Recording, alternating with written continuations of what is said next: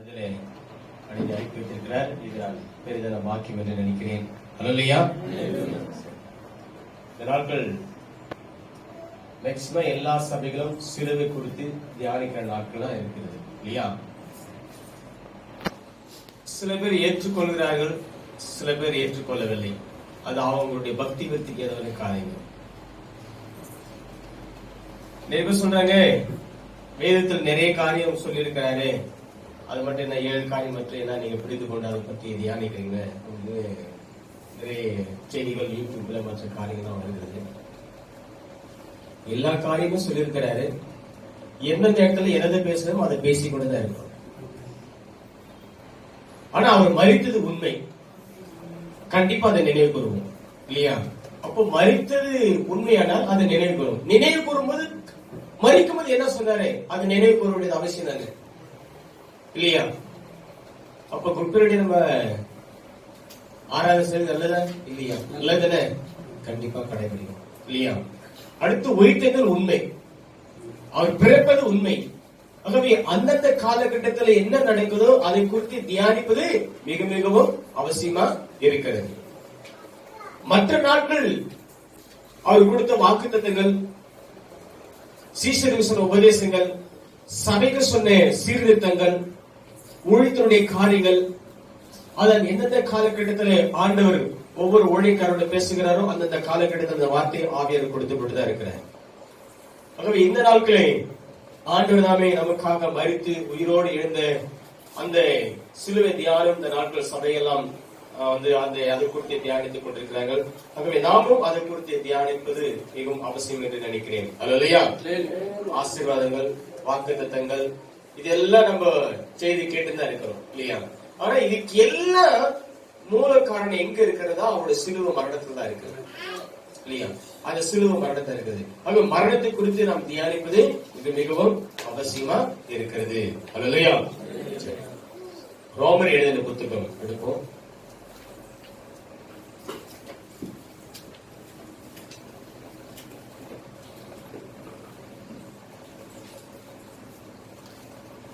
ஆறாம் அதிகாரம் 23வது வசனம். பாவத்தின் சம்பளம் மரணம், தேவனுடைய கிருபை வரமோ நம்முடைய கர்த்தராகிய இயேசு கிறிஸ்துவினால் உண்டான நித்திய ஜீவன். நித்திய ஜீவன்.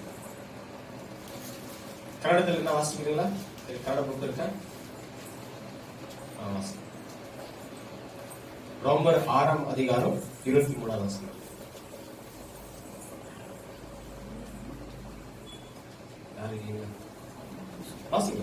ಯಾಕೆಂದರೆ ಪಾಪವು ಕೊಡುವು ಸಂಭವ ಮರಣ, ದೇವರ ಉಚಿತಾರ್ಥವನ್ನು ನಮ್ಮ ಕರ್ತನಾದ ಕ್ರಿಸ್ತ ಯೇಸುವಿನಲ್ಲಿ ಇರುವ ನಿತ್ಯ ಜೀವ. ஆண்டவரே எங்களோடு பேசும், நாம மாத்திரம் மறுபடியும் இயேசுக்கு சொன்னாவே. இங்க சொல்லப்படுகிறது பாவத்தின் சம்பளம் மரணம், பாவத்தின் சம்பளம் மரணம் இல்லையா? தேவனுடைய கிருபை வரமோ நம்முடைய கர்த்தராக இயேசு கிறிஸ்துவினால் உண்டான நித்திய ஜீவன். தேவனுடைய கிருபை வருமோ நம்முடைய கர்த்தராகிய இயேசு கிறிஸ்துவினாலே உண்டான நித்திய ஜீவன். ஆக இயேசு கிறிஸ்துவின் மூலமாக நமக்கு நித்திய ஜீவன் உண்டு. அதுக்கு முன்னாடி என்ன உண்டு? பாவத்தின் சம்பளம் மரணம்.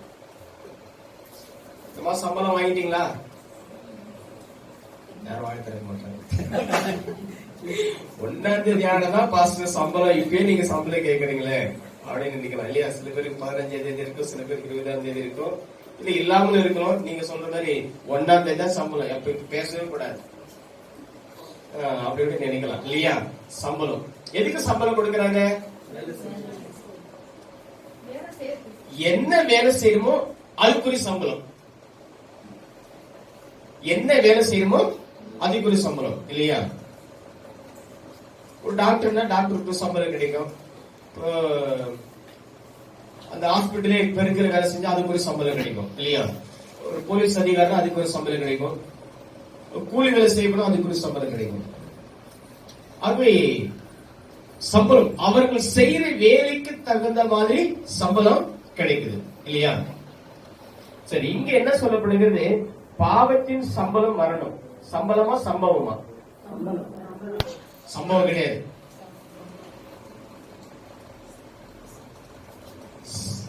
சம்பவம் இல்லைங்களா? எப்படி கன்ஃபார்மா சொல்றீங்க? இங்க பாவத்தின் சம்பவம் தானே. சம்பவம் நடந்தது இல்லையா சிலுவையில? ஆனா சம்பவம் கிடையாது, சம்பளம் தான்.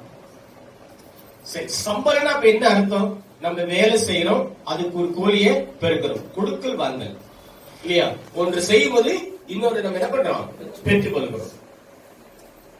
ஒரு வேலை செய்யும்போது அதுக்கு ஒரு பலனை நம்ம பெற்றுக் கொள்கிறோம், அதான் சம்பளம் இல்லையா? அதான் சம்பளம். ஆனா இங்க பாவத்தின் சம்பளம் அப்படின்னு குறிப்பிட்டிருக்கு. பாவத்தின் சம்பளம். ஆதாம் ஏவாள் பாவம் செஞ்சிட்டாங்க. என்ன பாவம்? மீறுதல். என்ன மீறுதல்? அவர் கட்டளை மீறுதல். ஆரம்பத்துல இது செய்யாதப்பா, ஆனா செஞ்சிட்டாங்க, மீறுதல். அப்போ மீறுதலை என்ன ஆயிடுச்சு? பாவமா ஆகிவிட்டது.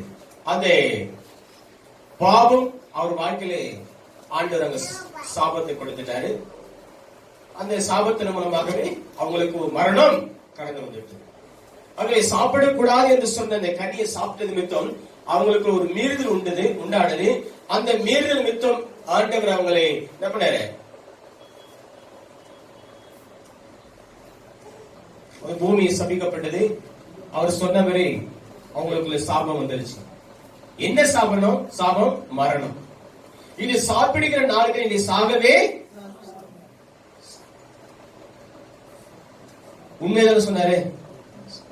நான் சில வார்த்தை கேட்டிருக்கேன். எப்படி கேட்டிருக்கேன்னா, ஆதாம் அவளை செத்தாங்களா, உடனே சாவே இல்லை. என்ன செத்துது? ஆத்ம செத்துச்சு. ஆத்ம செத்தான சரீர செத்தானால ஒண்ணுதான். முதலில் ஒரு மனிதனை ஆண்டவர் உருவாக்குறார். பிறகு அவருடைய விலாயம் வந்து ஏவாள் உண்டாக்குறார். இதை சாப்பிடக்கூடாது என்று சொல்லுகிறார். இதெல்லாம் யுகங்கள், அதாவது ஒரே நாள்ல நடக்கிற சம்பவங்கள். ஒரு நாள் என்பது 1000 வருடத்துக்கு சமம் என்று சொல்லப்படுகிறது. ஆகவே ஆதாம் உருவாக்கின பிறகு அங்கே இல்லாவினாலே ஏவாள் உண்டாக்குறாரு. ஆகவே சாகவா என்று சொன்ன உடனே ஏதோ சாப்பிட்ட அடுத்த நிமிஷத்துல சாகிறது கிடையாது. சாகுவாய் அப்படின்பது அது குறிப்பிட்ட காலங்கள் கடந்து வந்தது. குறிப்பிட்ட காலம் கடந்தது. பிறகு 900 வருடத்துல தான் ஆதாமே இறக்கிறார். ஒருவேளை அந்த பழத்தை சாப்பிடாமல் இருந்தால் மகிமின் சாயலை அடைந்து இந்த பூமியிலே பிள்ளைகளை பெற்றிருக்கலாம். ஆனாலும் உயிரோடு இருந்திருப்பாங்க. அது ஒரு பரலோகமாக இருந்திருக்கும். அதுவும் இந்த பூமி கெட்டு விட்டதுனாலே, இந்த பூமி சபிக்கப்பட்டதுனாலே, அவனுடைய ஆத்ம சபிக்கப்பட்டதுனாலே அவனுக்கு மரணம் நேரிட்டது. ஆகவே இந்த மரணத்தை நிமித்தம் ஆண்டவர் இந்த பூமியை மாதிரி ஒரு பூமியில அவங்க பரலோகம் போல இருந்த அந்த சூழ்நிலைக்கு ஏற்றபடி ஒரு பரலோகத்தை ஆண்டவர் திரும்ப கொடுக்க போகிறாரு. பிறகு புதிய வானம் புதிய பூமி கொடுக்க போகிறார். ஆகவே இந்த பூமி சபிக்கப்பட்ட மித்தம் அவன் சாபத்துக்கு உள்ளான மட்டும் அவன் மரணத்துக்கு கடைசினாலே இந்த மரணத்திலிருந்து மீட்டு அவனை புதிய பூமியும் புதிய வானம் உண்டாக்கி அங்கே அவனை சந்தோஷமா நிலைநிறுத்த ஆண்டவர் தான் அதுக்காக பூமியில இறங்கி வந்தார். ஆகவே சாபத்திலிருந்து ஒரு விடுதலை வேண்டியது அவசியம் இருக்கிறது இல்லையா? அந்த சாபம் எங்க போய் மரணத்தில் கொண்டு போய் முடிக்கிறார். ஆகவே இங்க பார்க்கிறோம், பாவத்தின் சம்பளம் மரணம். பாவத்தின் சம்பளம் மரணம். ஆகவே செய்யக்கூடாது என்று சொன்ன அந்த காரியத்தை மீறி செய்தபடினாலே அதுக்குரிய சம்பளம் தான் இங்க மரணம். எத்தனை பேருக்கு புரிஞ்சு சொல்றது? ஆதாம் ஏவாளும் உண்டாக்கி தோட்டத்தை உண்டாக்கி இல்லையா, ஏதோ ஒரு இடம் தோட்டல ஏதோ என்கிற ஒரு இடத்துல ஒரு தோட்டத்தை உண்டாக்கி இதை பண்படுத்தும் காக்கும்படிதான் ஒரு வேலையை அங்க கொடுத்தார். அங்க சோம்பேறி வைக்கலாங்க இல்லையா? அதை பண்படுத்தும் காக்கும்படி வைத்தாரு. அங்கே பண்படுத்தினாங்க, ஒர்க் பண்ணாங்க, தேவனோட மாலை நேரத்துல பேசினாங்க. அங்க இருக்கிற கனிகளுக்கு சாப்பிட்டாங்க. எல்லா வெஜிடபிள் தான் இல்லையா, இந்த கனிகளை சாப்பிட்டாங்க. அதன் பிறகு இதை சாப்பிடக்கூடாது என்று சொன்ன காரியத்தை தேவன் சொல்லாத ஒரு காரியத்தை செஞ்சிட்டாங்க. அந்த வேலை செஞ்சனாலே அந்த வேலைக்குரிய சம்பளம் தான் மாறணும். அதனால உண்டாகப்பட்டதான் சாபம். சரி, இப்போ இந்த தவறு செஞ்ச உடனே அவர் தகப்பனா இருக்கிறாரு. ஆதாம் இவர் உண்டாக்குனாரு. இது செய்யதப்பா, நீ செய்கிற நாட்களை நீ சாகவே சாகுவாய் என்று சொல்லியும் மீறி அந்த தவறு செஞ்சார். மீறி அந்த தவறை ஆதாம் எவர் செஞ்சாங்க. சரி, அப்போ தவறு ஒன்று வரும்போது அங்க நீதி வெளிப்படும். என்ன வெளிப்படும்? நீதி வெளிப்படும். சட்டம் ஒண்ணு இருக்குனாக்கா அங்க நீதி ஒண்ணு இருக்குதானே செய்யும். நீதி இருக்குதா சட்டம் இல்லையா? சட்டம் தான் நீதி சொல்லுவாங்க. ஆகவே செய்த மீறுதல் நிமித்தம் அங்க ஒரு நீதி வெளிப்பட வேண்டியதா இருக்கிறது. அது தேவனுடைய கோபம். இந்த விஷயத்தினாலே ஆண்டவருக்கு ரொம்ப கோபம். இவ்வளோத்தையும் உண்டாக்கி வானத்தை சரிப்படுத்தி பூமியை சீர்படுத்தி வானத்தின் நட்சத்திரம் உண்டாக்கி மிருக ஜீவராசியை உண்டாக்கி தண்ணீரை மேல ஒரு தண்ணீரை கீழே தண்ணீரை பிரித்து பிறகு எல்லாம் உண்டாக்கின பிறகு 6வது நாளிலே ஆண்டவர் மனுஷன் உண்டாக்கி இந்த உலகத்தினுடைய சகல அதிகாரத்தின் அவன் கையில் கொடுத்து பா இது பண்படுத்தும் காக்க முடியும் ஒரு தோட்டத்தை உண்டாக்கி அதுல வைத்தார். வானத்தை பார்த்து ரசிக்க முடியாகவே, பூமியை பார்த்து களி கூற முடியாகவே இல்லையா, பச்சையான செழிப்பான அந்த காய்கறிகள் அந்த மரங்கள் பார்த்து அதிலே அவன் உலாவும்படியாகவே இல்லையா, பரலோகம் போல இந்த பூமி உண்டாக்கி அவனை விசேஷமா ஆசீர்வைத்த ஒரு இடத்துல அவன் மூலமாகவே அவன் உண்டாக்கின பூமியிலே இந்த மனிதன் கீழ்ப்படினாலே இந்த பூமிக்கு ஒரு சாபம் உண்டாகுமானால் எவ்வளவு வருத்தப்பட்டிருக்கோம் புரியுங்களா? நம்ம வீட்டுல ஒரு பையன் தப்பு செஞ்சுட்டோம்னா என் வீட்டை கெடுக்கிறதுக்குன்னே அவன் பிறந்தடாதீங்க இல்லையா, என் பேரை கெடுக்கிறதுனே பிறந்தது ரொம்ப சாதாரணமா சொல்லுவான். என் வீட்டை கெடுக்கிறதுலே பிறந்த அப்படின்னு சொல்லுவான். என்ன கோபம் வர இல்லையா? ஆக தேவனுடைய கோபம் இவர்கள் மேல் வந்தது. ஆனால் என்ன செஞ்சாரு? நமக்கு பூமி சபிக்கப்பட்டிருக்கு, தோட்டத்திட்டு வெளியே போக சொல்லிட்டார். அவ்வளவுதான். நம்ம வீட்டுல யாரோ தவறு செஞ்சு என்ன பண்ணுவான்? தயவு செஞ்சு கண்ணு மூட நிக்காத கோப்பா சொல்லிட்டு. ஏன்? அவன் மேல அவ்வளவு கோபம், ஆனா அடிக்க முடியாது. ஏன்? பாசம். தன் பிள்ளைகள் தவறு செய்யும்போது தகப்பன சில நேரத்தில் என்ன பண்ண முடியாது? அடிக்க முடியாது, கண்டிக்க முடியாது. சில அந்த அந்த அந்த கோபம் உச்சகட்ட கோபம், தொட்டா கொன்றுவோம் அப்படிப்பட்ட கோபத்தை வச்சுக்க. அவன் செய்த தவறு கொஞ்ச நஞ்சம் இல்லை, முழு உலகத்துக்கு சாபத்தை கொண்டு வந்துட்டான். அதான் இது அவ்வளவு சிருஷ்டித்தாரு, சகலத்தையும் சிருஷ்டி சகலத்தையும் கையில் கொடுத்தார். வானமும் பூமியும் நட்சத்திரங்களும் விண்வெளிகளும் பறவைகளும் நதிகளும் உண்டாக்கி மீறினாலே குலத்துக்கும் சாபத்துக்குள்ளாட்டு பயங்கரமான கோபம். இப்ப நம்ம பிள்ளைகள் ஏதாவது ஒரு சின்ன காரியம் தண்டிச்சா உடனே அடிச்சிடலாம். ஆனா பொறுக்க முடியாத ஒரு தவறு செஞ்சுட்டு எதிரில் இருந்தாங்கனாக்கா தாங்கி செய்து அதை விட்டு தூரம் போயிடாம சொல்லுவோம். ஏன்? உச்சகட்ட கோபம் இருந்தாதான் அந்த வார்த்தை வரும். ஏன்னா அடிக்க ஆரம்பிச்சனா அவன் சரீரம் பெஞ்சிடும், ஒன்று உயிரோடு போயிடும். அதனாலதான் தயவு செய்து இங்க விட்டு போயிடுப்பான். அடுத்தது நான் எனக்குள் உண்டாகிற அந்த கோபத்தினாலே ஒரு அன்பை எடுக்கத்தக்கதாக வெறுப்பு உண்டாக்கத்தக்க என்னை விட்டு பிரிந்து போகக்கூடிய அளவுக்கு அந்த சூழல் உண்டாகும் என்று ஆண்டவர் பார்க்கிறார் இல்லையா? தயவுசெய்து போயிடு பாப்பா அப்படின்னாக்கா அந்த இடத்துல ஒரு உச்சகட்ட கோபத்தினாலே பிள்ளைக்கும் தகப்பனுக்கும் உறவை பிரிந்து விடும் சூழ்நிலை. அதான் தயவுசெய்து வெளிப்பு வீட்டு விட்டு வெளியே நீ போயிட்டு போயிட்டு வா அப்படி சொல்லி அனுப்புவாங்க பெற்றவர்கள். அதே தான் இங்க தோட்டத்தை விட்டு வெளியே அனுப்பிட்டாங்க. ஏன்? உச்சகட்ட கோபம். ஆகவே இந்த மீறுதல் மித்தம் ஆண்டவருக்கு பயங்கரமான கோபம். அதனால பூமியை சமைச்சிட்டாரு, உனக்கு போ மரணதான் சொல்லிட்டாரு. பிறகுதான் சர்வத்தை பார்த்து சொல்லுகிறார். என்ன சொல்கிறார்? உன் வித்துக்கும் அவள் வித்துக்கும் பகை உண்டாகு. சர்பத்துக்கு கால் இருந்தது. அந்த நாட்கள கால் இருந்தது. முதல்ல அவன் காலை உடைச்சான். நம்ம சொல்றோம் இல்ல, காலை உடைச்சாங்க, காலை உடைச்சிரு. செய்யக்கூடாத வேலையை நீ வந்து செஞ்சபடினால உன் காலை உடைச்சிரு. கால் என்ன பண்ணாரு? அங்க உடைச்சாரு. நீ என்ன பண்ண? நகர்தான் போன மண்ணில சொல்லி சபிச்சுட்ட. அதான் யார் காலில் விடக்கூடாது. யூதர்களுடைய பழக்கம் கலாச்சாரத்தை யார் காலில் விட மாட்டாங்க, யாருக்கும் இப்படி குடியும் மாட்டாங்க. சொல்லுவாங்க, அவங்க அவங்க பாசல சொல்லுவாங்க, அவ்வளவுதான். ஏதோ சொல்லுவாங்க, அவ்வளவுதான். அவ்வளவு சீக்கிரம் காலில் விடுவாங்க. ஆகவே நம்ம கலாச்சாரம் அப்படி கலாச்சாரம் எதுக்கு எடுத்தாலும் காலில் விழுந்து பைபிள் கலாச்சாரம் இல்லப்பா, இதெல்லாம் பாபிலோட கலாச்சாரம். புரியுங்களா? அப்ப பார்க்கும்போது அங்கே சர்பத்தினை காலை எடுத்துட்டாங்க. சர்பத்துக்கு கால் இருந்தது என்பதை விஞ்ஞானிகள் சமீபத்தில் நிரூபித்திருக்கிறாங்க. நான் சொல்றது புரியுதுங்களா? கொஞ்சம் வரலாறு சொல்லி வரமா, சிலுவை தியானத்தை இணைக்கலாம்.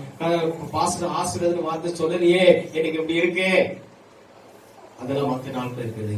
ஆனா ஆண்டோடைய கோபம் மனிதன் மேல எப்படி இருந்தது, அது எப்படி நமக்கு மீட்டு கொடுத்திருக்கார் என்பதை நாம் தியானிக்கிறது மிக மிகவும் அவசியம். அப்ப இங்கே உச்சகட்ட கோபம் இருந்தனாலே அங்கே வெளியே அனுப்பும் போதே அவர்கள் மகிமின் சாயலை இழந்து விடுகிறாங்க. மகிமின் சாயலை இழந்து விடுகிறாங்க. அப்போ அவர்கள் நிர்வாணி என்று காணப்படுகிறது. அவர்கள் நிர்வாணத்தை மூடுவதற்காகவே அங்கே ஒரு பலி செலுத்தப்பட்டு அவங்களுக்கு ஒரு மிருகத்தை அடித்து அதனுடைய உடையை என்ன பண்ணாரு, அவங்களுக்கு தரித்துக் கொள்ளும்படி கொடுக்கிறார். பாவத்தை மூடத்தக்க ஒரு உடை. இப்ப என்ன? ரட்சிப்பின் உடை. நம்முடைய பாவங்களை மூடத்தக்க உடையை ரட்சிப்பின் உடையை நாம் அணிந்து கொள்ளும்படியாக ஆண்டு நமக்கு சிறு மூலமாக அந்த கிருபை நமக்கு கொடுத்திருக்கிறார். அல்லேலூயா. ஆகவே அவர்கள் வெளியே அனுப்பப்பட்டார்கள். அப்போ உண்டான கோபம் ஆண்டவர் அப்பே தீர்க்க தரிசனம் சொல்கிறாரு, உன் வித்துக்கும் அவள் வித்துக்கும் பகை உண்டாக்குவேன், அவர் உன் தலையே நசுக்குவார், நீ அவர் குதிங்காலை நசுக்குவாய். இல்லையா?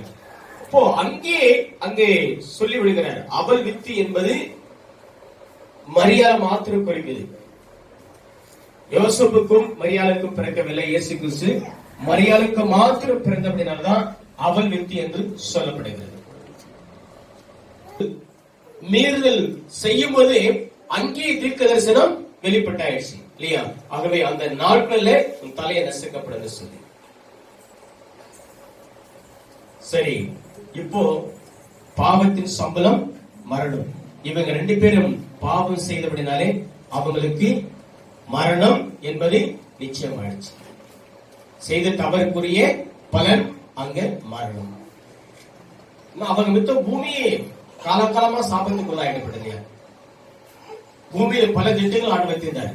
மனிதர் பெருகும்படியாகவே இல்லையா? அவர்கள் வாழும்படியாக ஒரு திட்டம் வைத்திருந்தார். அத்தனை திட்டத்துக்கும் உருக்குலைக்கப்பட்டார் என்று இந்த ஆதாம்.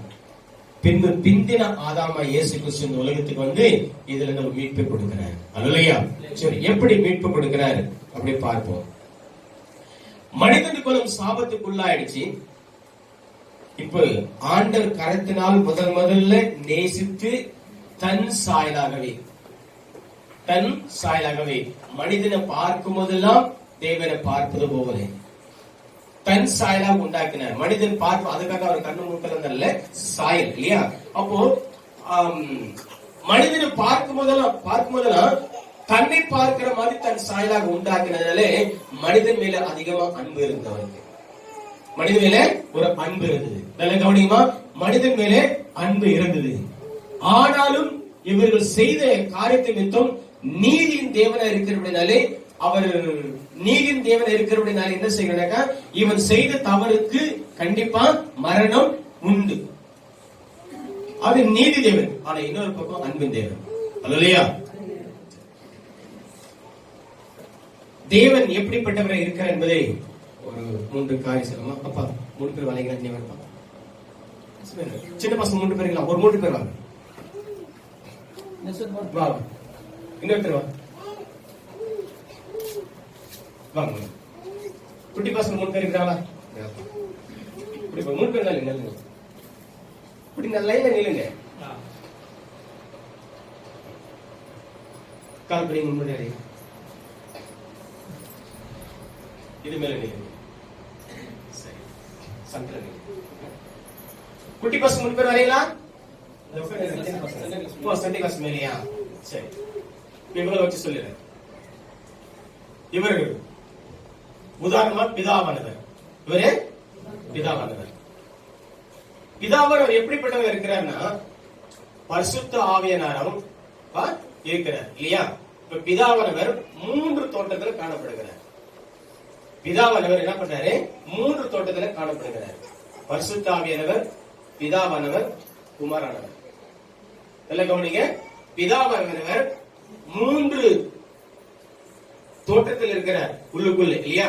சரி, இவர் எப்படி வெளிப்படுறாருனாக்கா, ஒன்னு பரிசுத்த ஆவியானவரை வெளிப்படுகிறார், நடுவில் பிதாவா இருக்கிறார், இந்த பக்கம் குமாரன் இருக்கிறார். 3 தோற்றமா இவர் வெளிப்படுகிறார். இப்போ பிதாவானவர் எப்படிப்பட்டவர் இருக்கிறாருனாக்கா நீதி தேவனா இருக்கிறார். என்ன தேவனா இருக்கிறாரு? நீதி தேவன். அப்போ ஆதாம் ஏவாள் செய்த பாவத்தை நிமித்தம் அவர்களுக்கு என்ன உண்டு? மரணம் உண்டு. இவர் அந்த நீதி செய்யணும். பாவத்தின் சம்பளம் மரணம், அது நீதி இல்லையா? கடவுள நீதியா இருக்கணும் இல்லையா? அப்போ நீதி நிமித்தம் அவன் செய்த மீறுதலுக்கு என்ன உண்டு? மரணம் உண்டு. ஆகவே அவர் நீதி செய்யணும். ஆனா இன்னொரு பக்கம் கிருபை சொல்லுது. இது 3 எங்க இருக்கிறாங்க? பிதாக்குள்ள தான் இருக்கிறாங்க. நல்ல கவனிங்க. திரியேந்து தேவன். ஆனா 3 விதமா உள்ள மனசாட்சியில பேசுறாங்க. இவர் ஒண்ணு நீதி, ஐயோ இவன் தவறு செஞ்சிட்டான், கண்டிப்பா இதுக்குரிய பலன் என்ன உண்டு? மரணம் செலுத்தி ஆகணும். ஆனா உள்ள இரக்கம் பேசுது, அதான் கிருபை. இவர்தான் குமாரன். குமாரனுக்குள்ள என்ன இருக்கு? கிருபை இருக்கு, அது இரக்கம் பேசுது. தான் உண்டாக்கின மனிதன் மேலே நான் ரொம்ப நேசிக்கிறேனே, எப்படி அவனை சதா காலத்துல நான் மரணத்தில் தள்ளிவிட முடியும் சொல்லி இன்னொரு பக்கம் மனசு பேசுது. பிள்ளைகள் அடிச்சுட்டா இன்னொரு பக்கம் என்ன வரும்? பாசம் இருக்கு இல்லையா? இருக்கு இல்லையே? ஐயோ எப்படி அடிக்கிறது, அதாவது சில வெளியே போட அனுப்பிடுறோம். ஆனா அடிச்சுட்டு என்ன பண்றோம்? அவன் மேல இருக்க பாராட்டுகிறோம். ஆனா மன்னிக்க முடியாது கொடுத்துரும். ஆனாலும் ஒரு பக்கம் என்ன ஆகுது? மனசுல கோபம் இருந்தாலும் நம்ம புள்ளி ஆச்சு. ஒரு பக்கம் அழ வரும், அடியும் அடிச்சிரும். இன்னொரு பக்கம் இன்னும் யாரு நீங்க அடிக்கிறது இல்லையா பசங்க? இன்னொரு பக்கம் நமக்குள்ள அழ வருகிறோம். சில தாய்மார்கள் பிள்ளை மேல இருக்கிற கோபத்தை என்ன பண்ணுவாங்க? அடிச்சுப்பாங்க. அந்த மாதிரி கதை தான் அங்க வரப்போகுது பாருங்க. இப்போ இவர் குமாரன் இருக்கிறவனால இவருக்குள்ள என்ன இருக்கு? கிருபை இருக்கு, இரக்கம் இருக்கு இல்லையா? பிதாவினருக்குள்ள என்ன இருக்கு? நீதி இருக்கு. பரிசுத்த ஆவியானவர் என்னவா இருக்கிறாரு? அவர் சாட்சியா இருக்கிறார். வசனம் தெரியுமா? பரிசுத்த ஆவியானவர் உங்களிடத்தில் வரும்போது நீங்கள் பலனடைந்து என்னவா இருப்பாங்க? சாட்சியா. அப்ப பரிசுத்த ஆவியானவர் என்பது ஒரு சாட்சியை குறிக்கிறது, சாட்சிய வாழ்கிற காரியத்தை குறிக்கிறது. ஆகவே இவர் நீதியா இருக்கிறாரு. இவருக்குள் என்ன செயல்படுகிறது? இரக்கம் பாராட்டுது. இல்ல மனிதன் எப்படியா மீட்க வேண்டும் என்று சொல்லி இவர் என்ன? ஆமா அதுக்கு நான் சாட்சியா இருக்கிறேன், ஆமா மீட்கப்பட வேண்டும். அப்போ பிதாவானவர் 3 விதத்தில் செயல்படுகிறாரு. நீதியா இருக்கிறாரு, சாட்சியா இருக்கிறாரு, இரக்கமுள்ளவரா இருக்கிறாரு. இப்ப இரக்கம் பேசுது. இல்ல மனிதன் செய்த தவறுக்கு நிமித்தம் மரணம் உண்டு, அதுக்கு விமோசனம் கொடுக்க என்ன பண்றேன்? நான் வரேன், அதுக்கு பரிகாரமாகவே நான் அந்த தண்டனை ஏத்துக்கிறேன். கிருபை சொல்லுது. அதுக்கு இவர் சொல்றாரு, அப்படியா நான் சாட்சியா வர்றதுக்கு நான் துணை செய்கிறேன், நான் சாட்சியா வர்றதுக்கு. நீதிக்கு கண்டிப்பா கோர்ட்ல நிக்கும் போது நீதிபதிக்கு என்ன வேணும்? சாட்சி வேணும். இன்னொருத்தர் இறக்கம் பாராட்டு வருகிறார், இவர் நீதியா இருக்கிறாரு, இன்னொரு பக்கம் சாட்சியா வர்றாரு. ஆகவே நீதி வெளிப்படுவதற்கு இங்கு தண்டனை வெளிப்படுகிறது. இன்னொரு பக்கம் கிருபை இரக்கம் பாராட்டி பேசுது, இன்னொரு பக்கம் சாட்சியா வருகிறார். அப்போ ஆதாம் செய்த ஆதாம் செய்த தவறுக்கு இரக்கம் அவர் பிதாவை இருக்கிறபடினால அங்கே கிருபை என்ன பண்ணுவது? இல்ல ஆதாம் செய்த மீறுதலுக்காகவே பாவத்துக்காக நான் பண்றேன், அந்த தண்டனை நான் ஏத்துக்கிறேன், அந்த தண்டனை நான் ஏத்துக்கிறேன். அப்போ பாவத்தின் சம்பளம் மரணம், பாவத்தின் சம்பளம் மரணம். அப்ப கொடுக்கல் வாங்கல் இல்லையா? ஒரு தவறான காரியம் செய்து மட்டும் அதற்கு கூலினா தண்டனை கிடைக்கிறது. அப்போ அவன் என் மகன், அவன் செய்த தவறு மித்தம் நான் இறங்கி போயிட்டு அவனுக்குரிய தண்டனை நான் உனக்கு என்ன பண்றேன்? நான் செலுத்தி விடுகிறேன். அவன் பட்ட கடனுக்கு யாரு? நான் என்ன பண்றேன்? நான் அந்த கடனை கொடுக்கிறேன். என் பிள்ளை, என் மகன் செய்த தவறு நிமித்தம் அதுக்குரிய தண்டனையை நான் ஏற்றுக்கொள்கிறேன் சொல்லி எத்தனையோ பஞ்சாயத்துகளே கோர்ட்டுகளே எத்தனையோ தகப்பன அந்த தண்டனையை ஏற்றுக்கொண்டது உண்டு இல்லையா? சகோதரர்களை ஏற்றுக்கொண்டது. இப்ப பார்க்கிறோம், சில கடன்கள், மகன் பெற்ற கடன்கள், பிள்ளைகள் பெற்ற கடன்கள் கொடுக்க முடியாத அதுக்குரிய தண்டனை என்ன பண்ணுவாங்க? இப்ப அந்த கடனை நான் அடிக்க தீர்க்கிறோமா? அப்ப கொடுக்கலாங்க தானே. அவன் தவறுதலா செய்த வீணா கடன் வாங்கி வீணா செலவு செஞ்சு அவன் கடன் பாரத்திலே கடந்து போன நிமித்தம் அதுக்குரிய வட்டி, அதுக்குரிய கடன் செலுத்த முடியாத பட்சத்திலே அதுக்குரிய தண்டனையா இருக்கிறது. ஆக அந்த தண்டனை பண்றாரு இங்க பிதாவை ஏற்றுக்கொள்கிறாரு, குமாரன் ஏற்றுக்கொள்கிறாரு இல்லையா? பிள்ளைகள் பற்ற கடன் பெற்றோர்கள் அப்படிங்கிறாங்க, இல்லப்பா அதுக்குரிய நான் கடனை நான் செலுத்துகிறேன், நானே செலுத்துகிறேன். அப்ப என்ன கடன்? பாவத்துக்குரிய கடன் அவன் பட்டதுனாலே அந்த கடனை நான் அடிக்கிறேன். ஆகவே அவன் தவறு செய்த நிமித்தம், அவன் குற்றம் செய்த நிமித்தம், அவன் குற்றத்துக்காகவே அவனுடைய தவறுக்காகவே என்னை நான் தண்டனை கொடுக்கிறேன். ஆக ஒரு சம்பளமா கொடுக்கப்படுகிறது. இவன் பட்ட கடனுக்கு இவன் அடைக்கிறான். புரியுதுங்களா? பிள்ளை பெற்ற கடனுக்கு தகப்பன் அதுக்கு தண்டனையா என்ன பண்றாரு? நான் அடிக்கிறேன். நீங்க நினைக்கிற பேர் இப்ப வட்டிக்கு வாங்கி கட்டு, இப்போ வட்டிக்கு கடன் கொடுக்க அந்த கடன் இல்ல, கொத்தடிக்க வேலை செய்யணும். இத்தனை வருடம் என்ன பண்ணுது? கொத்தடிமையா வேலை செய்யணும். மனைவி விட்டுட்டு பிள்ளைகளை விட்டு எல்லாம் விட்டுட்டு போயிட்டு என்ன பண்ணும்? அவங்ககிட்ட போயிட்டு வேலை செய்யணும். அதான் தண்டனை. அவனை அடிமையா வாழணும், அதுதான் தண்டனை அந்த நாட்கள் வந்து. ஆகவே கிருபையானது இரக்கம் பாராட்டி பேசி ஆதாமின் மீறல் நிமித்தம் அவன் செய்த அந்த தண்டனைக்குரிய சம்பளம் மரணத்தை நான் என்ன பண்றேன்? மரணமா செலுத்துகிறேன். இதுதாங்க கிருபை, இதுதான் தயவு. ஆரம்பித்து உண்டான அந்த பாவத்துக்கு மனித குலம் எல்லாமே எங்க போய் நிற்கிறதுனாக்கா மரணத்துக்கு நேரம் கொண்டு போக நிற்கிறது. என்ன மரணம்? இரண்டாம் மரணம் இல்லையா? முதல் மரணம் நேரடி அவசியம் இருக்கிறது, இரண்டாம் மரணம் நேரடி அவசியம் இருக்கிறது. ஆகவே மனுஷனுக்குள் இந்த பாவம் சுபாவம் தொடர்ந்து வருகிறதுனாலே அவன் என்னதான் தன் நீதியை காண்பித்து நினைத்தாலும் அவனுக்குள்ள இருக்கிற பாவம் அவனை பாவத்துக்குள்ள தள்ளுகிறது, பாவம் செய்ய தூண்டுகிறது. பாவ பிராமணம் உள்ள இருக்கிறது இல்லையா? தான் நன்மையை செய்ய வேண்டும் நினைத்தாலும், இங்க 7ஆம் அதிகாரத்திற்கு ரோமர் அதிகாரம் உங்களுக்கு நிறைய பைபிள் படிச்ச புரியாத ஒரு கதையா சொல்லி கொண்டு போகிறேன். பாஸ்டர் நிறைய அப்படியே சொல்லி போறாரு. பைபிள் வசனம் வசனம் இருக்கு, ஆனா நீங்க எந்த அளவுக்கு புரிஞ்சு கொள்வதான வசனங்கள் நிறைய இருக்கு. வசனத்தை சொல்லாம ஒரு ஸ்டோரி உங்களுக்கு சொல்லுகிறேன், புரிந்து கொள்ள முடியாது இல்லையா? அதெல்லாம் வசனம் நிறைய எடுக்கணும்னு சொல்ல வேண்டாம். நிறைய வசனம் எடுத்தா நிறைய நேரம் போகும். உங்களுக்கு புரியும்படிதான் இந்த கதையா உங்களுக்கு சொல்லுகிறேன்.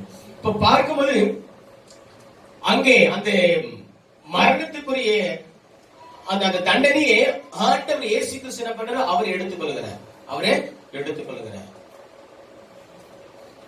அதுக்கு பிறகுதான் அவர் என்ன பண்றாரு? இந்த உலகத்துக்கு பிறந்து வருகிறார். ஆகவே மனித குலத்தை சாபத்திலிருந்து மீட்கும்படியாகவே, மரணத்திலிருந்து மீட்கும்படியாகவே தான் ஆண்டவரை இயேசு கிறிஸ்து இந்த உலகத்தில் பிறந்து தன்னை பலியாக ஒப்பு கொடுக்கபடிதான் அங்கே பிளாத்துல காட்டி கொடுக்கப்பட்டு கெச்சமேனே திரட்டத்துல போயிட்டு அங்க முதலாவது ஜெபம் பண்ணுவது ரத்த வேர்வையும் அங்க சிந்தப்படுகிறார். முதலாவது ரத்தம் அந்த ஜெபத்தில் அங்கே சிந்தப்படுகிறது. பின்பு சிலுவையில் ஒப்பு கொடுக்கப்படுகிறார். முள்முடி சூட்டப்படுகிறது, தலையில சூட்டப்படுகிறது. காயங்கள், முள் என்பது ஒரு சாபத்துக்கு அடையாளம். ஆதாம் ஏவாளை சபிக்கும் போது பூமி முன்னமித்தம் சபிக்கப்பட்டிருக்கும், அது முள்ளும் குறுக்கும் முளைக்கும் அப்படி சொல்லிட்டாங்க இல்லையா? அப்ப பூமிக்கு முள் என்றாலே ஒரு சாபத்துக்கு அடையாளம். ஆகவே மனிதக்குள்ள சாபத்துக்காகவே அவர் சிலுவையை அவரிடம் முதலாவது செலுத்தப்பட்டது முள் கிரீடம். மனிதக்குள்ள சாபத்தை மீட்கும்படியாகவே இல்லையே, ஆகவே அவன் மரணத்தை மீட்கும்படியாகவே, அவன் மரண தண்டனை அவனை மீட்கும்படியாக அவனுக்குரிய தண்டனை ஆண்டவர் தன்மையை ஏற்றுக்கொண்டார். ஆண்டவர் தன்மையிலே தண்டனை ஏற்றுக்கொண்டார். இப்போ பிதாவை பார்க்கிறார். என்ன செய்யணும்? உக்குரு கோபத்தை வெளியே அனுப்பினார் இல்லையா? அதன் பிறகு மனித குலம் மிகவும் பாவம் செஞ்சது. எப்போ தெரியுமா? நோவா காலத்துல.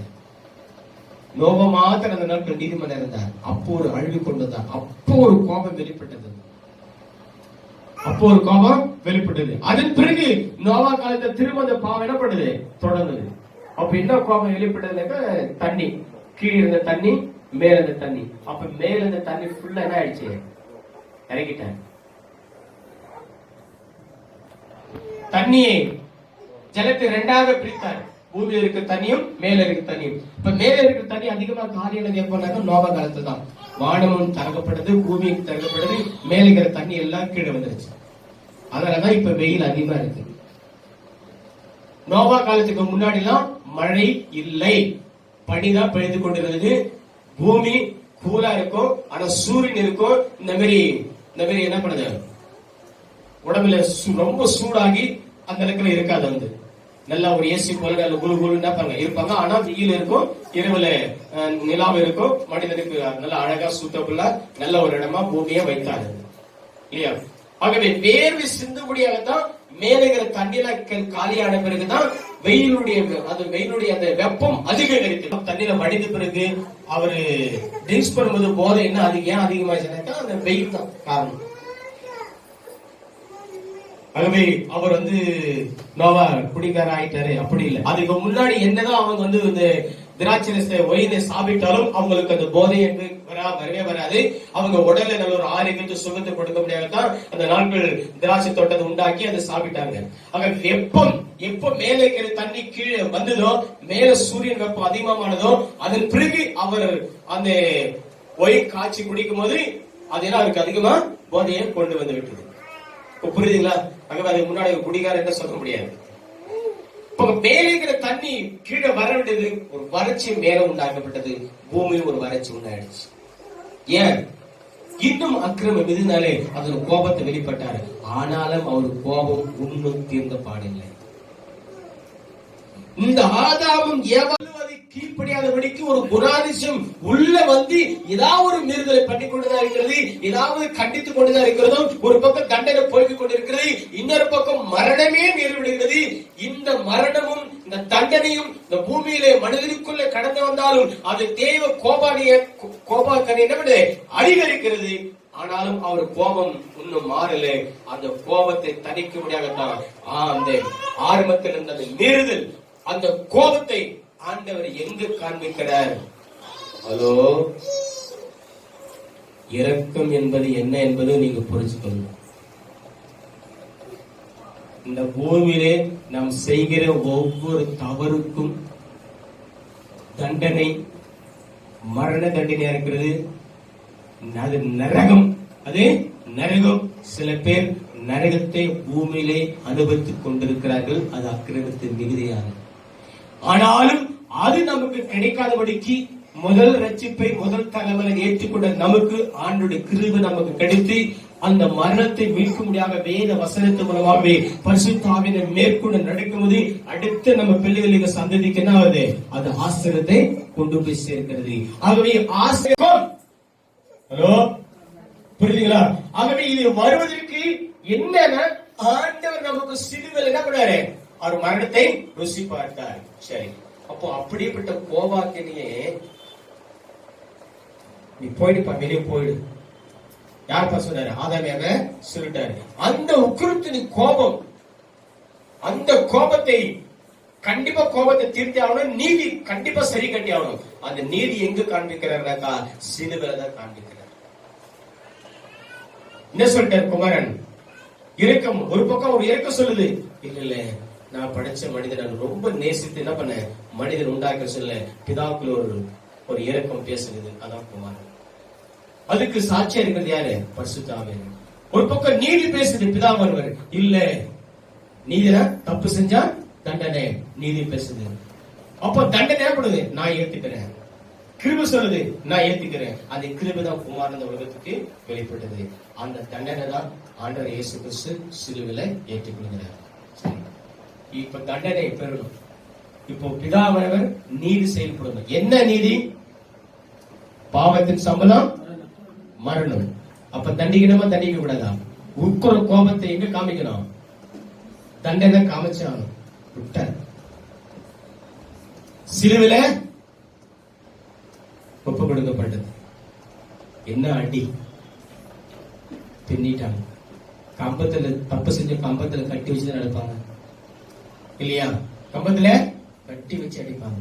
பிதாவுடைய உக்கிர கோபத்தை முற்றுமை காண்பிச்சுட்டார். அப்பதான் அங்க ஆண்டவர் என்ன சொல்றாரு? ஏலி ஏலி பக்தானி, என் தேவனே என் தேவனே ஏன் என்னை கைவிட்டு கதறதுக்கு என்ன காரணம்? முற்றுமா அவர் பாவத்தை சுமந்தபடினாலே அவர் பாவியாகிட்டார். பாவியா இருக்கிற இடத்துல பிதாவின் ஐக்கியம் இருக்க மாட்டார். நான் பரிசுத்தமாக இருப்பது போல நீங்களும் பரிசுத்தம் என்று சொல்கிறார். ஆகவே பரிசுத்தம் இப்ப யார் இல்ல? குமாரன் இல்லை. ஏன் இல்ல? மனிதனுடைய எல்லா பாவத்தையும் அவர் சுமந்து கொண்டு விட்டார் இல்லையா? ஆகவே அவர் பாவமாக்கப்பட்டனாலே பிதாவன் ஒதுங்கிட்டாரு. அங்கே நீதி செயல்படுறாரு. என்ன? அவருடைய முழு உக்குற கோபத்துக்கு தன் குமாரங்களை காமிச்சிட்டார். அதான் என் தேவனே என் தேவனையே கைவிட்டு முழு உக்குற கோபம். என்ன அடி, பெண் சரியான அடி இல்லையா? தப்பு சின்ன பண்றோம் மாறி மாறி அடிச்சதான் இல்லையா? அது சில பேர் தன்னைக்கே தண்டனை கொடுத்துவாங்க. இங்க வந்து ஆண்டவர் தன்னுக்கு தானே தண்டனை கொடுத்தாரு. ஏன்னா யார் மேல? தன் பிள்ளை மேல. தன்னை பிள்ளை சிலையில தன்னை அடிக்க முடியாத சூழ்நிலை என்ன பண்றாங்க? தன் தாய் மேல தகப்பன் மேல தன்னை வருத்தி என்ன பண்றாங்க? அந்த தண்டனை ஏற்றுக்கொள்கிறாங்க. தன்னைத்தானே தண்டனை எடுத்துக் கொள்கிறாங்க. இல்லைன்னா தண்டனை யார் வேற தவறு செஞ்சாலும் அந்த தண்டனைக்கு தண்டனை தன்னையே ஒப்பு கொடுத்துறாங்க. ஆகவே குமாரன் இங்க தண்டனைக்கு தன்னை ஒப்பு கொடுத்துட்டாங்க. இப்ப பிதாவோட நீதி வெளிப்படுகிறது. தண்டனை அடியன அடிக்கணும். சதை பிற்கப்படுகிறது, ரத்தம் ஒழுகிறது, முள்முடி சுமக்கப்படுகிறது. சுமக்கக்கூடாத பாரத்தை சுமக்கப்பட்டு இழுத்து கொண்டு போகிறாங்க. அத்தனை நமக்காக நாம் எப்படி ஆசிரியர் பெற்றுக் கொள்கிறோம்? என் ஆசிரியர் எங்கு வருகிறது? அவர் பாடுகள் மூலமாக நாம மறிக்க வேண்டிய இடத்துல, மரணத்தை நம்ம ருசி பார்க்க வேண்டிய இடத்துல நமக்காக அவர் மரணத்தை ஏற்றுக்கொண்டார். இதை நாம் சிந்திக்கலனா, இது நாம தியானிக்கலனா நம்ம ஆசீர்வதிக்க நேரம் போக முடியாது. ஆசீர்வாதம் எங்க வருகிறது? அந்த ஆசீர்வதிக்குரிய பாத்திரம் ஆண்டவரே நம்ம இறக்க பாராட்டி முழு உட்கரது கோபத்தை காமிச்சிட்டார். என் தேவனே என் தேவனே ஏன் என்னை கைவிட்டேன்னு சொல்லி ஆண்டவரே இயேசு கிறிஸ்து கதறக்கூடிய அளவுக்கு அந்த உக்கிர கோபத்தை முற்றுமா கொடுத்துட்டார். பயங்கர கோபத்தை அங்கே நீதி காமிச்சிட்டார். போல பலன் பழந்தார். அப்படிதான் நம்ம வாசல் சொல்லுவோம். அப்படின்னா முழு ரத்தமும் சிந்தப்பட்டது.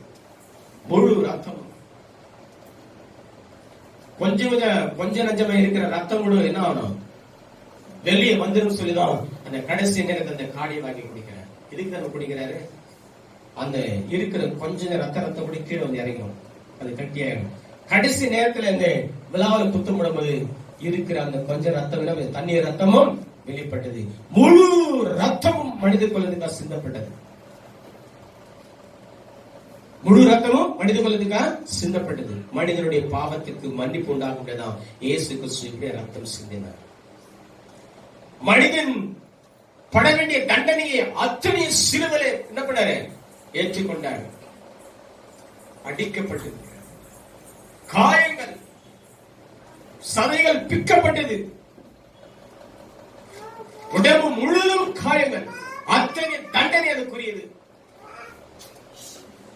அவர் உட்கொடுத்து கோபம் பிதாவரன் ஒப்பு கொடுத்தார். தன் கோபத்தை அங்கே முழுவன் ஒப்பு கொடுத்தார். அங்கே சதையை பிற்கக்கூடிய அளவுக்கு, சரீரம் முழு பிற்கக்கூடிய அளவுக்கு அங்கே அடிக்கப்படுகிறது. கிட்டத்தட்ட எத்தனை அடி? 41 கம்மி குறைவு 39 அடிகள். உடம்பு முழுதும் காயம், தலையிலே காயம். பிறகு சுமக்க கூடாத சிலுவையை சுமந்து அங்க கடந்து செல்கிறார். குமாரத்தியே எனக்காக ஆடாதீங்க, உங்களுக்கு ஆடுங்க. உங்களை மீட்க முடியாதான் என்ன பண்ண? இந்த உலகத்துக்கு இந்த பாடு உங்களுக்காக நான் இந்த தண்டனை ஏற்றுக்கொண்டேன். உங்களை ரட்சிக்க முடியாதான், உங்களை ஆசீர்வதிக்க முடியாகவே நீங்க மரண தண்டனையே இந்த பூமியிலே நீங்க நரகத்தை அனுபவிக்கிறீங்களே.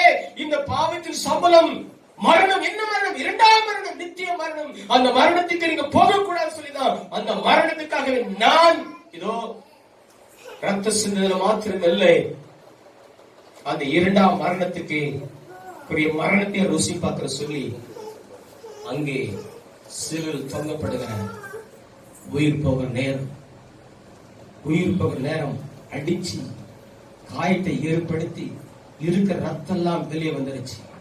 எல்லா ரத்தம் வெளியே வந்துருச்சு. சாக போற நேரம் ரொம்ப வறட்சி ஆயிடுச்சு. எல்லா பாடி வறட்சி, தண்ணி இல்லை, ரத்தம் இல்லை, நாக்கெல்லாம் வறண்டு போயிடுச்சு.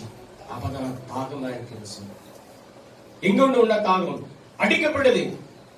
இந்த ஆக்சிஜன் ஆயிடுச்சுனாக்கா, சில பேர் அடிக்கடி படிச்சுனாக்கா அந்த கடைசி நேரத்தில் உயிர் போறதுல என்ன கேட்பாங்க? தண்ணி கேட்பாங்க. நெருப்புல வந்துட்டா சில பேர் என்ன கடைசி நேரத்துல தண்ணி கேட்பாங்க. அது தாகம் உண்டாகும். அப்பா கடைசி நேரத்தில் பால் ஊத்தப்பா சொல்லுவாங்க. ஏன் சாக நேரத்துல அந்த மரணம் வரும்போது அந்த தாகம் உண்டாகும். அவங்க நான் சாக போறேன், உங்களுக்காக மறிக்க போகிற சொல்லி அந்த வறட்சியை அங்க வெளிப்படுத்தி அங்கே அவருக்கு தாகம் ஏற்பட்டது. அப்படிதான் மரணம் கிட்டத்தட்ட கடந்து வரும்போது அதனால அந்த தாகம் என்று சொன்னார். தாகம் வேற அர்த்தம் நம்ம சொல்லுவோம், அது ஓகே. ஆனா என்ன காரணத்தை சொன்னாங்க?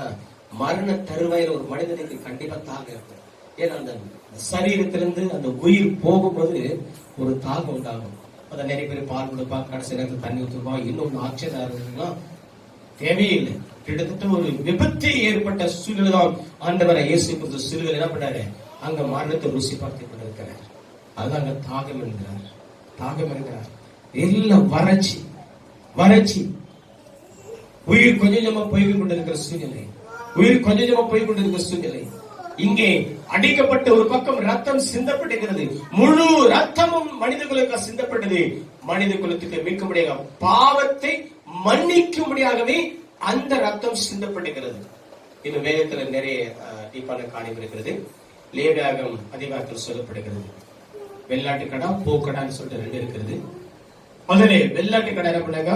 அங்கே பலி செலுத்தப்படும். அந்த ரத்தத்தை கொண்டு போயிட்டு என்ன மகாபிரசத்துல தெளிப்பாங்க. போக்கடை என்பது வண்ணாந்தத்துல விட்டு விடுவாங்க. நல்ல கவனிங்க. போக்கடை என்பதை வண்ணாந்தத்துல விட்டு விடுவாங்க. அந்த வண்ணாந்தத்துல போனாங்க, அங்க வண்ணாந்தத்தை அலைந்து திரிந்து தண்ணி இல்லாம தாகம் இல்லாம அது என்ன பண்ணும்? உயிரை விட்டுடும். இல்ல ஏதாவது மிருக ஜீவனை கொண்டு போகும் இல்லையா? மனிதன் மிருகங்களுக்காகவே ரெண்டு பலிகள் செலுத்தப்படுகிறது. ஒரு போக்கடை, இன்னொன்னு வெள்ளாட்டு கடை செலுத்தப்படுகிறது. இங்க ரத்தம் சிந்தப்படுறது எல்லாம் மனிதனுடைய பாவம் மன்னிப்புக்காக தான். அடுத்து இரண்டாவது மரணம், நரகம் என்ற அந்த மரணத்தை மீட்க முடியாமத்தான் இவர் தன் ஆத்மாவை மரணத்தை ஊற்றினார். மரணத்தை ருசி பார்த்தார். மரணத்தை ருசி பார்த்த டேஸ்ட் பண்ணி பார்க்கறது. ஒரு மாங்காப்பழம் ஒரு டேஸ்ட் இருக்கும் இல்லையா? ஒரு மாங்காப்பழம் வேற என்ன சொன்ன டேஸ்ட் உங்களுக்கு சொன்ன உடனே ஆப்பிள் சொன்னோம்னா அந்த அளவுக்கு டேஸ்ட். மாங்கானா ஒரு இனிப்பு இல்லையா? ஒரு டேஸ்ட். ஒரு திராட்சை ரசம், ஆமா, அது ஒரு டேஸ்ட் கொண்டு இல்லையா? அப்ப மரணத்தை ருசி பார்த்தானே எப்படி இருக்கும்? அவ்வளவு அதுக்கு ஈக்குவல் கசப்பு சொல்லலாம்.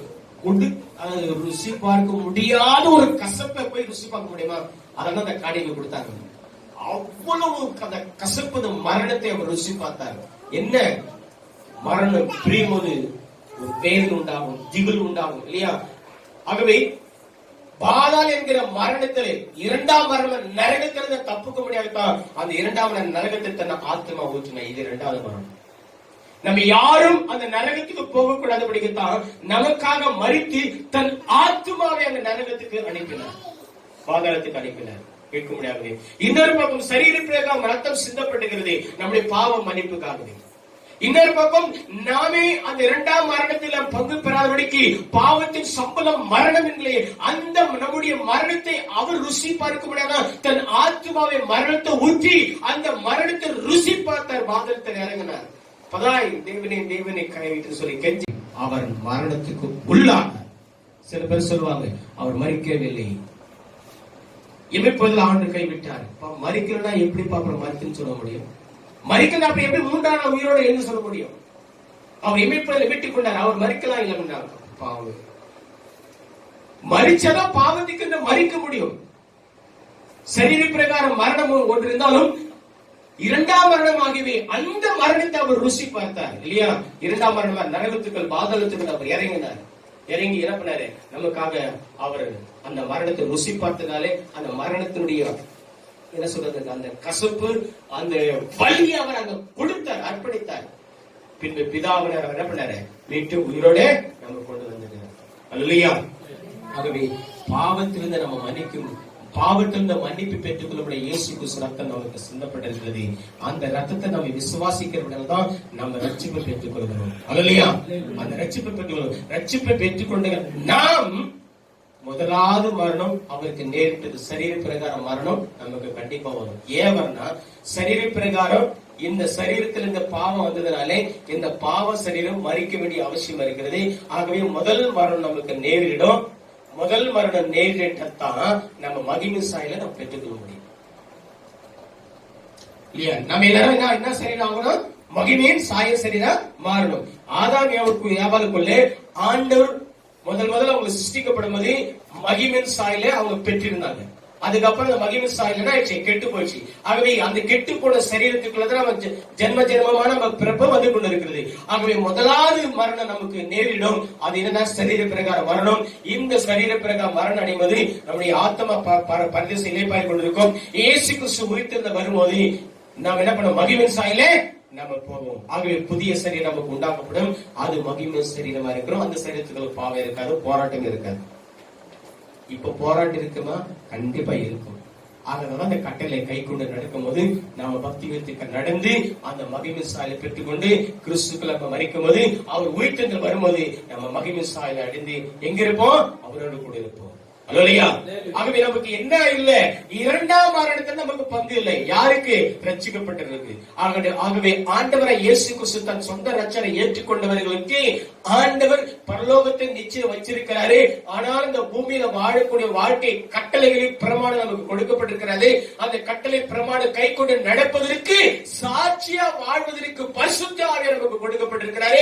அந்த பரிசுத்த ஆவியின் ஒத்தாசைப்படைய பிரகாரம் சத்தியத்திலே அவர் நம்ம வழிநடத்திற்கு நம்மை அர்ப்பணித்து ஒப்பு கொடுக்கும் போது இந்த உலகத்தில் நம்ம சாட்சியா வாழ ஆவியர் உதவி செய்து நமக்கு கொடுக்கப்பட்ட ஓட்டத்தை முடித்து முதலாம் மரணத்தை சரீர பிறகு மரணத்தை பார்த்து அந்த மரணத்துக்கு பிறகு உயிர்த்தின் சாயல மகிமை சாயல அங்க போவோம். ரட்சிக்கப்படாததற்கு முதலாவது மரணம் இருக்கும், இரண்டாவது மரணம் அக்கினியில் அங்கே இருக்கும். ஹலோ. ஆகவே முதலாவது மரணம் ஏன் நமக்கு ஏற்படுனாக்கா, மகிமின் சாயல் நமக்கு கொடுப்பதற்கு தான். அல்லேலூயா. நம்ம பாக்கியம் தானா? இதுக்கு யார் கை தட்ட மாட்டீங்களா? எவ்வளவு பெரிய சத்தியம். ஹலோ. பாவத்தின் சம்பளம், பாவத்தின் சம்பளம் அதிலிருந்து மீட்கப்பட வேண்டும் என்றால் ஆண்டவராக இயேசு கிறிஸ்து நமக்காக பாவமானார். நாம பட வேண்டிய தண்டனையை அவர் ஏற்றுக்கொண்டார். நாமே போக வேண்டிய மரணம் என்கிற இந்த பாதகத்துக்கு நமக்காக அவர் போய் அங்கு ஜெயித்தடைந்தார். அல்லேலூயா. ஆகவே எனக்காகவே என் மேல் அன்பு வைத்து என் மேல் இரக்கம் பாராட்டி எனக்காக இந்த பூமியில் இறங்கி வந்து, ஆண்டவரே நான் பெற வேண்டிய தண்டனை நீங்க பெற்று என் பாவத்தை மன்னிக்க முடியாது உங்க ரத்தத்தை சிந்தி ரத்தத்தினால என் மீட்பு கொடுத்த தேவனே, உங்களுடைய அன்பில் மீண்டும் இணையும்படியாகவே எங்களுக்கு பாராட்டி கிருபைக்காக நன்றி சொல்லி ஒவ்வொரு நாளும் இந்த நாளை நாம் நினைவு கூர்ந்து என் ஆண்டவர் எனக்காக பாராட்டின கிருபை அந்த ரட்சிப்பின் நினைவு கூர்ந்து நாம் வாழும்போது உண்மையிலே அவர் சிலுவிலே ஒவ்வொரு நாளும் கடந்து வந்து அவருடைய அன்பிலே நாம் ஒண்டிக்கொண்டு அவருக்கு ஏற்ற கனி கொடுக்கிற வாழ்க்கை வாழ முடியும். அல்லேலூயா. அல்லேலூயா. முள்மூடி உனக்காக பாடு, ரத்தமெல்லாம் உனக்காக, கலங்காது கலங்காது, முள்மூடி உனக்காக, ரத்தமெல்லாம் உனக்காக, பாவங்களை அழிக்கையிலே, பாவங்களை அழிக்கையிலே, பரிசுத்தமாகி நீ பரிசுத்தமாகி கலங்காதே கலங்காதே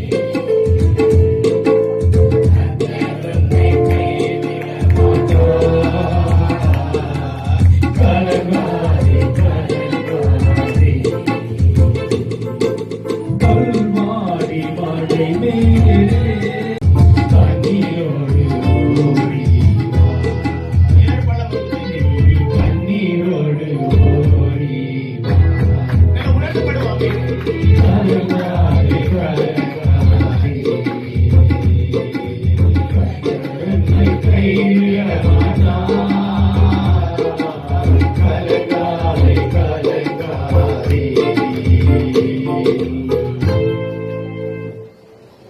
உங்களுக்காக ஒரு சின்ன ஜெபம் பண்ண பிறகு சகோதரர்கள் பெரியாச்சும் வந்து முடிப்பாங்க. எல்லா கண்கள் மூடுவாங்க.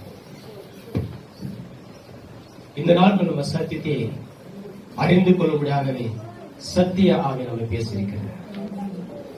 உங்களுக்கு அநேக வசனத்து மூலமாக சொல்ல முடிஞ்சிருக்கும். ஆனாலும் நீங்கள் அறிந்து கொள்வதற்காக சில சம்பவமாக உங்களுக்கு ஆண்டவர்கள் பேசியிருக்கிறார். சிலுவை மரணம் எப்படிப்பட்டதா இருக்கிறது? அது பாவத்தின் சம்பளம் மரணமா இருக்கிறது. இந்த மரணத்தை மீட்கும்படியாக நம்முடைய ஆண்டவரை இயேசு கிறிஸ்து நமக்காக பட்ட பாடுகள், நமக்காக சிந்தின ரத்தங்கள், நமக்காக மரணத்தை ருசி பார்த்தது எல்லாம் நினைவு கூறும்போது நம்ம அவர் அன்பு விட்டு விலக முடியாது. எனக்காகவே செய்து முடித்தேன், ஆண்டவருக்காக என்ன செய்ய இருக்கிறேன்? இதோ எனக்கு கொடுக்கப்பட்ட ஓட்டத்தை நான் சாட்சியா ஓட வேண்டும் என்றுதானே, அந்த பரலோக ராஜ்யத்தை நான் கடந்து போக வேண்டும் என்றுதானே ஆண்டவர் எனக்கு அந்த பூமியில் இறங்கி வந்திருக்கிறார். என் சுயநலத்துக்காக நான் வாழ்ந்து கொண்டிருக்கிறேன், என் சுகபோகத்துக்காக நான் வாழ்ந்து கொண்டிருக்கிறேன். இல்லை, ஆண்டவருக்காக வாழ்கிற வாழ்க்கை இந்த பூமியிலே நான் என் குடும்பத்தாரும் ஆண்டு நாமத்தை மகிமைப்படுத்தி இந்த பூமியில சாட்சியுள்ள வாழ்க்கையாகும், நற்சாட்சியுள்ள வாழ்க்கையாகும், ஆசீர்வதிக்கப்பட்ட வாழ்க்கையாக வாழ்ந்து தேவன் உண்மை உள்ளவராக இருக்கிறார், தேவன் அன்பாக இருக்கிறார், தேவன் ஆசீர்வதிக்க தேவனே இருக்கிறார், அவர் அற்புத தேவனே இருக்கிறார். அது மாத்திரமல்ல, இதோ சபிக்கப்பட்ட பூமியிலிருந்து எங்களை மீட்டு ஆமென் புதிய வானமும் புதிய பூமி கொடுக்கப்பட்டு ஒரு ஆசீர்வாத பூமிக்கு கடந்து போக முடியாகவே ஓ ஆண்டவர் மீட்கும் இந்த உலகத்தில் வந்து இந்த ரட்சிப்பை எங்களுக்கு கொடுத்திருக்கிறார் என்று சொல்லி அதை நினைவுக்குதான் நாம மகிமைப்படுத்தலாம். நம்ம எப்படிப்பட்ட வாழ்க்கையில வாழ்ந்து கொண்டிருக்கிறோம்? நாம் சிலுவை தியானித்தோம். பிரியமானவர்களே, நமக்கு ஆசீர்வாதம் வேணுமா? நம்ம ஆசீர்வாதம் இருக்கணுமா? நம்ம குடும்ப சாட்சியம் இருக்கணுமா? இந்த சத்தியம் மிக மிகவும் அவசியம். இந்த சத்தியம் நமக்கு மிகவும் அவசியம். நம்ம பிள்ளைகள் கீழ்ப்படிய வேண்டுமா? நாம் ஆண்டுக்கு கீழ்ப்படிய வேண்டுமா? ஓ பரிசுத்தாவியை நம்ம நடத்த முடியாகவே, இயேசுக்கு சொந்தம் மீட்கப்பட முடியாகவே, ஆண்டு சமத்தில் ஒப்பு கொடுக்க முடியாகவே, உண்மையான மனந்திருவலோடு இந்த உலகத்தில் வாழும்போது அமேன் உண்மையான ரட்சிப்பு பெற்றுக் கொள்ள முடியும். அந்த உண்மையான ரட்சிப்பின் மூலமாகவே பிதாவை நீதி நமக்குள்ளே நிறைவேற்ற முடியும். அவரை கிருபையாலே நீதிமாக்கப்படுகிறோம். அந்த வசனத்தை வாசித்தோம். நித்திய ஜீவன் நமக்கு கிறிஸ்துவிலே கொடுக்கப்படுகிறது. பாவத்தின் சம்பளம் மரணம், ஆனா இயேசு கிறிஸ்து நாமத்தினாலே நமக்கு நித்திய ஜீவன் கொடுக்கப்படுகிறது. அந்த நித்திய ஜீவனுக்கு ஏற்ற சொல்ல நம்ம பெற்றுக்கொள்ள முடியாம ஒப்பு கொடுக்கமாட்டே. ஆண்டவரே, எங்களை தாய் தோப்பு கிடைக்கிறது, ஆண்டவர் ஒப்பு கொடுக்கிறது. உடைய கல்வாரி ரத்தம் எங்களுக்காக சிந்தப்பட்டது.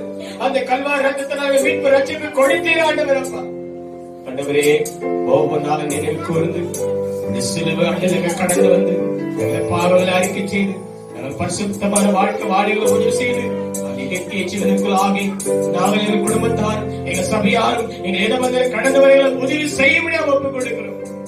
ஆண்டவரே, வந்திருக்கிற எல்லாரையும் ஒப்புக் கொடுக்கிறோம். உலகம் பாவம் இருந்த உலகமா இருக்கிறது, சபிக்கப்பட்ட உலகமா இருக்கிறது.